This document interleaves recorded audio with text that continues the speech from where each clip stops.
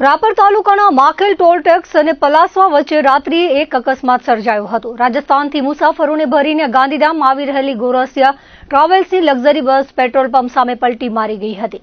Technical ખામી અને ડ્રાઈવરના જોખમી નિર્ણયને કારણે 25 જેટલા નિર્દોષ મુસાફરોનો જીવ જોખમમાં મુકાયો હતો। પ્રાપ્ત વિગતો અનુસાર રાજસ્થાનથી ગાંધીધામ તરફ આવી રહેલી બસમાં રાત્રિના સમયે અચાનક ટેકનિકલ ખામી સર્જાઈ હતી। તેની હેડલાઇટો ગુલ થઈ ગઈ હતી। ઘોર અંધારામાં રસ્તો દેખાતો ન હોવા છતાં ડ્રાઈવરે બસ ઊભી રાખવાને બદલે આગળ જઈ રહેલા મોટા વાહનની પાછળ તેની હેડલાઇટના સહારે બસ હંકારી હતી। ડ્રાઈવરની ગણતરી એ રીતે હતી કે આ રીતે સામખિયાળી કે ગાંધીધામ સુધી પહોંચી જવાશે, પરંતુ આ જોખમી અખતરો જ અકસ્માતનું કારણ બન્યો હતો।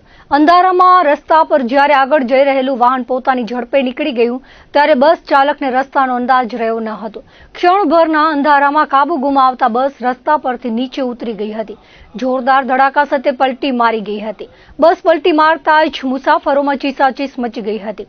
અકસ્માતમાં અંદાજે 20 થી 25 મુસાફરોને ઈજા પહોંચી હતી, જેમાં 3 થી 4 મુસાફરોને ગંભીર ફ્રેક્ચર સહિતની ઈજાઓ થતા તાત્કાલિક પલાસવા પ્રાથમિક સારવાર કેન્દ્ર ખસેડાયા હતા।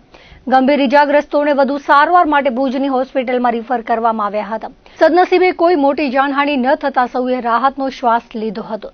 ઘટનાની જાણ થતાં જાડેસર પોલીસ મથકના ઇન્ચાર્જ પીઆઈ એમ.જે. હુણ પોતાની ટીમ સાથે ઘટના સ્થળે દોડી આવ્યા હતા।